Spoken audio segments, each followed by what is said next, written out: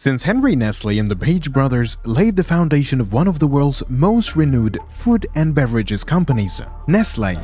The world's biggest food company, Nestle. Nestle promises you good food. The Nestle company. Nestle. Nestle.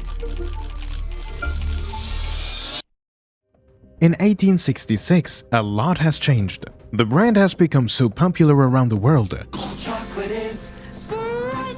that you'd be willing to place a bet on finding at least one of its products in a random household anywhere from America to Europe, Asia, and Africa. Ranked as the biggest food and beverages company in the world, it is no surprise why Milo, one of Nestle's leading sub-brands, is the most chosen beverage brand among consumers in Malaysia, Singapore, and most parts of Africa. With an estimated 275,000 employees around the globe and a staggering annual revenue of CHF 94.4 billion, Nestle is ranked by many experts ahead of Unilever, Kraft Foods, Dr. Pepper, Danone, Mars, and Hershey. But how did Nestle get this big in the last 150 years? Well, to find out, join us as we head to Switzerland, where it all began. We at Business Chronicles tell extraordinary business stories. Please subscribe to our channel to help us make more videos. Contrary to what most people think, Nestle wasn't originally how the company began. Its story begins with a merger in 1905 between the Anglo-Swiss Milk Company, which was initially established in 1866 by brothers George and Charles Page, and Farine Lactée Henri Nestlé, founded in 1867 by Henri Nestlé. The United States consul to Switzerland, Charles Page, and his brother, George Page, established the Anglo-Swiss Condensed Milk Company in Switzerland. Its first operation began in 1873 at Chippenham, Wiltshire. 6 years prior to the start of its operation, Henri Nestlé established a milk-based baby food in Vevey, Switzerland, and started marketing and selling it. The following year, a neighbor of Henri Nestlé in Vevey, Daniel Peter, a chocolatier, started 7 years of work to perfect the manufacturing process of Henri's milk chocolate. Nestle had the solution Peter needed to fix his problem of removing all of the water from the milk added to his chocolate, thus preventing the product from developing mildew, and the rest, they say, is history. The success of Nestle, as seen today, was eventually down to the foundation laid down by Henri Nestlé. Born on August 10, 1814 in Frankfurt, Germany, Henri was the 11th of 14 children of his parents, Johann Ulrich Matthias Nestle and Anna Maria Katharina Emann. By tradition, Henri's father inherited the business of his father, Johann Ulrich Nestlé, and became a glazier in Tongass Gas. The family has deep roots in western Swabia, where the name Nestle means a small bird's nest. Before Henri turned 20 in 1934, he had already completed a 4-year apprenticeship with J. A. Stein, the owner of Frankfurt Pharmacy, after which he migrated to Switzerland for unknown reasons. And by 1839, Henri had full authorization in Lausanne, Vaud, to freely perform chemical experiments, sell medicines, and also give prescriptions.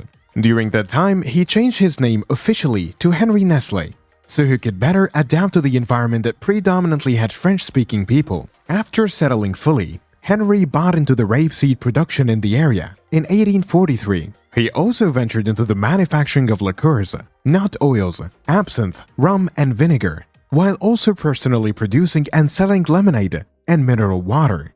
Although he gave up mineral water production during the European food crisis in the 1840s, by 1857, he turned his focus to gas lighting and fertilizers. While it isn't exactly sure when Henri Nestlé began to work on his infant formula project, he did produce a viable powdered milk product in 1867, a product that marked the start of what the company has become today. Henri's interest is known to have been spurred by several factors. His formula included combining cow milk with sugar and grain to create substitutes for breast milk. To make it even better, his friend, Jean Balthazar Schnetzler, a scientist of human nutrition, helped him remove the starch and acid in whey flour, as it was difficult for babies to digest them. Henri's product was initially called children's flour, or Kindermehl, because it had an edge over Liebig's soup for infants, due to its ease of preparation, and the fact that it only needed to be boiled before being used for feeding. It was also a viable option for children who weren't able to be breastfed. Due to these advantages, it was quickly recognized and regarded by most for its value, and soon, Farine Lactée Henri Nestlé, Henri Nestlé's milk flour in French, was being sold in much of Europe. By the 1870s, Nestle's infant food made with malt, cow milk, sugar, and whey flour was selling in the US for 50 cents a bottle. As the company continued to grow and break new grounds, Henri Nestlé retired in 1875. Since he was without an heir to take over the company reins, it saw a new leadership. The new ownership retained the name as Société Farine Lactée Henri Nestlé. After the transition, the company merged with milk chocolate inventor Daniel Peter in 1879. 21 years after the merger, Henri Nestlé died at the age of 76. Towards the end of the 19th century and the start of the 20th century, Henri Nestlé's successors took part in developing the chocolate industry in Switzerland alongside the Kahler, Kohler, and Peter families.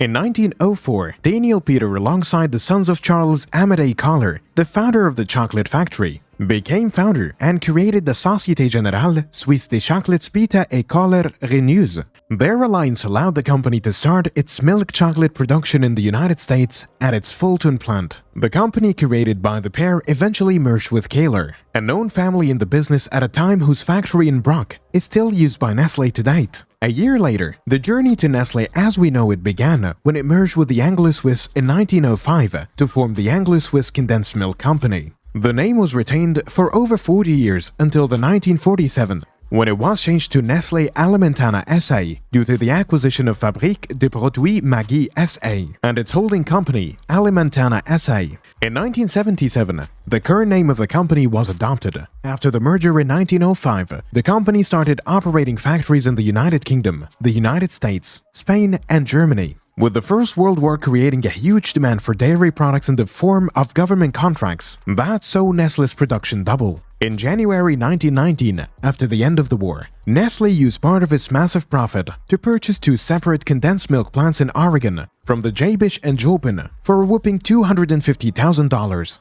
The purchase allowed Nestlé to increase its processing power to 250,000 pounds of condensed milk on a daily basis. As consumers started switching back to fresh milk after the war, Nestlé's management made a quick response to this change by streamlining operations and reducing debt.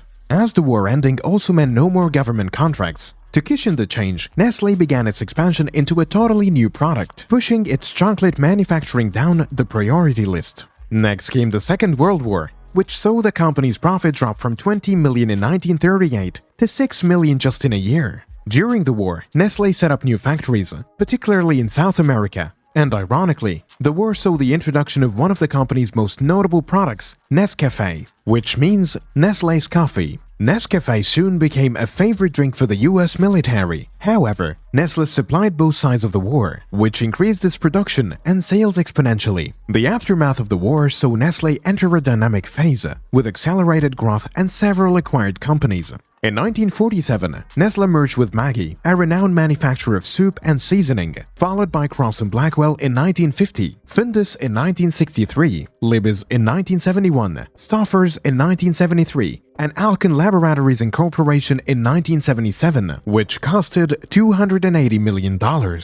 More acquisitions followed during the 1980s until 1986, when it founded Nestlé Nespresso SA in 1988. A $4.5 billion deal saw Nestlé acquire British confectionery company Rowntree Mackintosh, bringing brands such as Kit Kat, Rollo, Smarties, and Aero. Further acquisitions came towards the end of the century, while Nestlé acquiring Italian brands San Pellegrino and Donofrio in 1997. At the start of the 21st century, Nestlé made a move to complete 2 major acquisitions in North America to strengthen its reach by merging its US ice cream business into Dreyer's in 2002. Later that year, Nestlé acquired Chef America for $2.6 billion.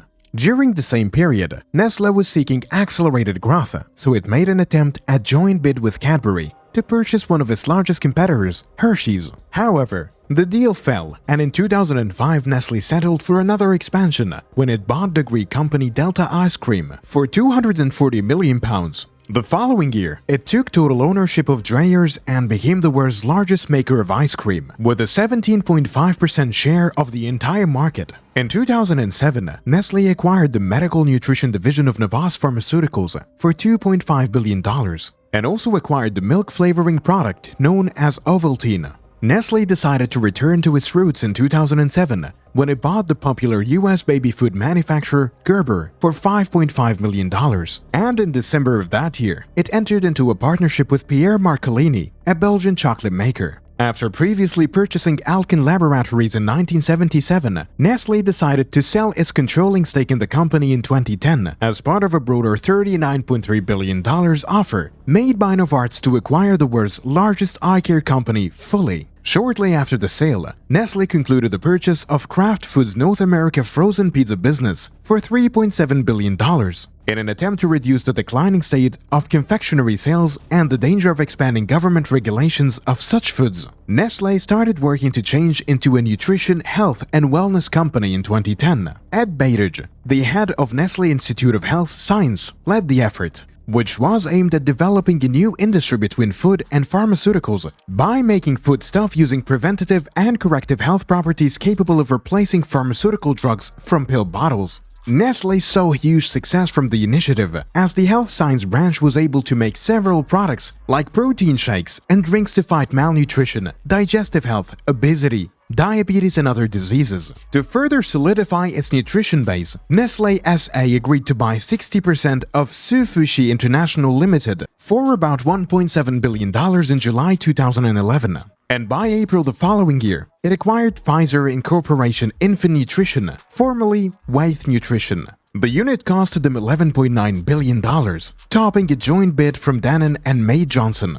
Just when you think you know how big Nestle is, you realize you're just scratching the surface. In the early 21st century, which saw Nestle's become increasingly dominant and large enough to acquire several companies and brands, it also extended its hands into the sporting and sponsorship world. In 2001, the company began the sponsorship of Tour de France, with the agreement later extended in 2004. A move that showed how much Nestle was invested in the tour. In July 2009, Nestle made an announcement in collaboration with the organizers of the Tour de France that their partnership would continue until 2013. For Nestle, the main benefit of the deal was a promotion aimed at spreading 4 key brands from its portfolio, which included Vittel, Powerbar, Nesquik and Ricoeur. In August 2010, the Beijing Musical Festival signed an agreement with Nestle to extend the company's sponsorship of its International Music Festival by an extra 3 years, after having already been the main sponsor of the event since 2000. During that period, Nestle also renewed its sponsorship of the Salzburg Festival in Austria for a further 4 years after having sponsored it for the past 20 years, allowing them to create the Nestle and Salzburg Festival Young Conductors Award, an initiative that aims to discover young conductors globally and contribute to the development of their career. By 2012, Nestle returned back into sports when the International Association of Athletics Federation announced that Nestle would be the main sponsor for the further development of IF's Kids Athletics program, one of the biggest grassroots development programs in the world of sports. The partnership was initially for a 5-year period, with an expiring date in 2017. However, in 2016, Nestle pulled out due to the corruption and doping allegation against the IF. The decision came after large sponsors like Adidas pulled out. Nestle also supported the Australian Institute of Sport on a number of nutrition and fitness fronts that included funding a fellowship position in AIS Sports Nutrition, nutrition activities in the AIS Dining Hall,